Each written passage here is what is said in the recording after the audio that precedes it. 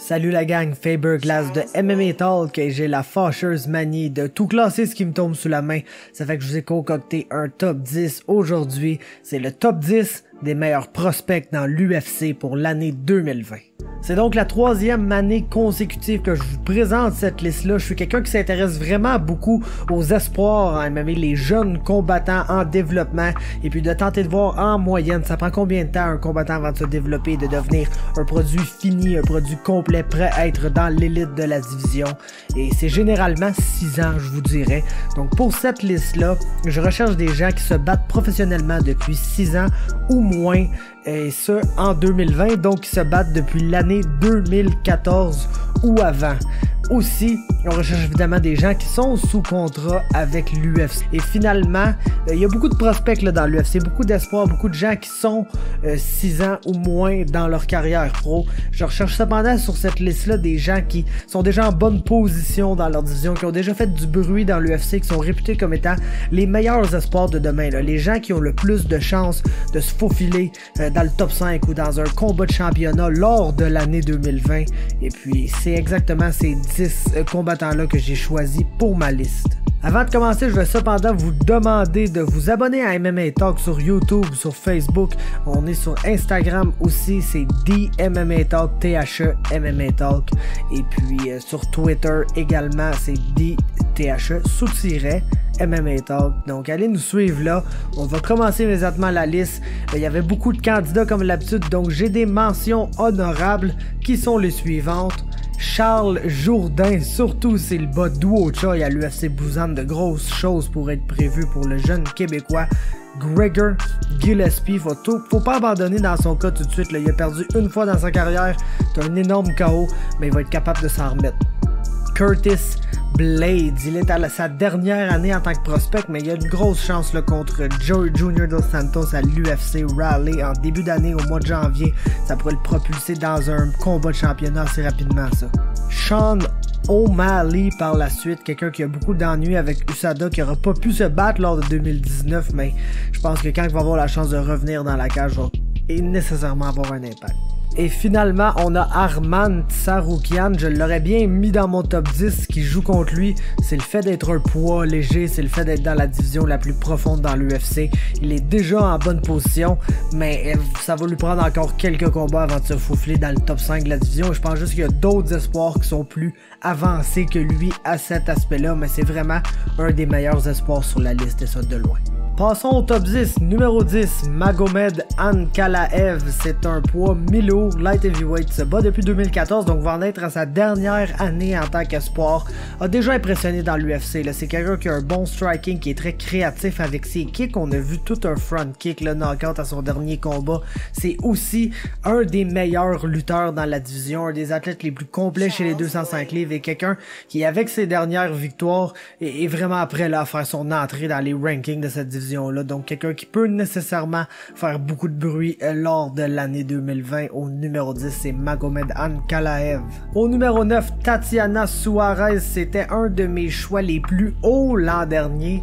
Elle a toujours continué de gagner en 2019. Ça a été une année un peu moins facile pour elle. Elle a été moins active et n'a peut-être pas impressionné dans les combats qu'on l'a vu. Donc je crois qu'elle prend peut-être un peu le siège de reculons par rapport à d'autres espoirs cette année, mais ça reste quelqu'un qui, à 115 livres, est toujours très près d'un title shot, pourrait seulement que gagner un bon combat. D'après moi, il pourrait se retrouver dans un combat de championnat littéralement, donc on n'a pas le choix de la mettre sur la liste. Je l'ai au numéro 9. Au numéro 8, Edmund Shabazian, un poids moyen qui se bat depuis 2017 seulement. Il veut devenir le champion le plus jeune de l'histoire de l'UFC, et puis semble être en bonne posture pour recevoir cette opportunité-là, du moins parce qu'il vient de battre Brad Tavares au tout premier round de façon absolument incroyable, et puis continue de finir des gens au premier round, que ce soit avec ses mains ou avec sa lutte et ses soumissions. C'est un combattant qui est déjà complet, puis qui a seulement que 21 ans. les améliorations qu'on risque de voir dans sa game vont être incroyables dans les prochaines années et il est déjà un des 10 meilleurs au monde dans sa division. Donc sky is the limit pour Edmen Shahbazyan, c'est sûr, je peux pas ne pas le mentionner. Son coach est le même coach que Ronda Rousey, donc c'est peut-être le seul petit red flag qu'on a ici dans son cas, mais c'est quelqu'un qui a le temps en vieillissant de s'améliorer, peut-être même de changer de gym un jour, qui sait. Donc je l'ai au 8e rang, Edmen Shahbazyan. Au numéro 7, on a Dominic Reyes, le poids mi-lourd, qui affrontera Jon Jones. D'ailleurs, je crois que ça va être au mois de février, si je ne me trompe pas, peut-être en mars, mais mars, je crois que ça va être Adesanya contre Yoel Romero. Donc, mois de février, c'est à Houston, c'est le combat principal de la soirée. Et puis, écoutez, c'est l'espoir sur la liste qui est déjà rendu au combat de championnat. Pourquoi n'est-il pas au numéro 1? C'est sûr qu'il se retrouve dans une division où c'est un petit peu moins peuplé et un petit peu moins profond aussi. Il y a de très bons gars dans le haut de la division, mais dans le bas du top 10 jusqu'à la fin de cette division-là chez les mi-lourds, ça laisse peut-être un peu à désirer en profondeur. Donc oui, Reyes, sans aucun doute, mérite son combat de championnat. Il n'a peut-être pas eu à travailler aussi fort que les autres dans d'autres divisions cependant pour se rendre là. Ça reste quelqu'un qui est dans les meilleurs et qui va être dans les meilleurs à 205 livres, et ce pour les prochaines années, qu'il gagne ou qu'il perde contre Jon Jones. Donc je l'ai au 16e rang. Au 6e rang, Movsar Evloev, le prospect russe qui se bat chez les 145 livres, va en être à sa dernière année en tant que prospect, mais risque d'accomplir de grandes choses parce que dans tous les espoirs qui ne sont pas encore vraiment classés dans les rankings de leur division, il est sans aucun doute un de ceux sur la liste que je suis le plus confiant qui va se retrouver dans une très bonne position au classement d'ici la fin de l'année. C'est probablement un des meilleurs lutteurs dans l'UFC. Le gars a de drôles de ressemblances avec Khabib Nurmagomedov, mais est aussi quelqu'un qui est confortable debout. On voit de plus en plus des combattants russes avec de la grosse lutte arriver et être confortable debout. En plus, Evloev le sait exactement comment il est. Ses coachs aussi. C'est quelqu'un qui lance du volume, qui n'est pas vraiment puissant cependant avec ses mains, mais il le sait, il a réussi à bâtir son style alentour du fait qu'il n'est pas très puissant mais très endurant et un très bon lutteur, et puis ça marche déjà contre de très bons combattants même. Donc le sky est pas mal la limite pour Movsar Evloev selon moi dans cette division là, avec un autre prospect que j'ai au numéro 5 de la liste, Sodiq Yusuff, donc toujours à 145 livres, lui est beaucoup plus jeune dans sa carrière MMA, se bat depuis l'année 2016, a déjà un bon spot cependant, au début de l'année devrait se battre sur ce qui présentement est la rumeur, la carte de retour de Conor McGregor le 18 janvier, que ce soit son retour, que ce soit juste un fight night, il y a des combats prévus pour cette date-là et Sodiq Yusuff en est un d'entre eux. Il devrait affronter André Fili, donc quelqu'un qui, s'il le bat, va l'approcher là, vraiment tout près, sinon le mettre dans le bas du top 15 de sa division. Et puis Sodiq Yusuff, c'est un combattant d'origine nigériane, comme on a vu avec Kamaru Usman et Israel Adesanya. Il y a aussi Francis Ngannou qui est d'origine africaine, lui est plus camerounais cependant, mais ce sont des combattants qui se ressemblent dans le sens qu'ils sont extrêmement athlétiques et forts physiquement et puissants et juste naturels, rapides, explosifs. Et Yusuff est très bon techniquement debout, a quand même du bon combat au sol, mais c'est vraiment son athlétisme incroyable qui le pousse au next level et qui fait de lui un des 5 meilleurs espoirs dans l'UFC pour l'année 2020, et je suis très confiant quand je dis ça. Au numéro 4 maintenant, c'est chez les 135 livres, un des 2 prospects incroyables dans cette division-là. C'est Corey Sandhagen. Il se bat depuis 2015, va rentrer là, dans les meilleures années de sa carrière, pas l'an prochain, juste l'autre d'après, mais déjà dans d'énormes spots là, dans cette division-là. A battu des gars comme John Lineker et Raphaël Assunção déjà, donc on n'a pas le choix que de le mettre contre les meilleurs. Et il va affronter Frankie Edgar là, le 25 janvier prochain à Raleigh. C'est la personne qui a été déléguée par l'UFC pour accueillir Edgar dans cette division-là.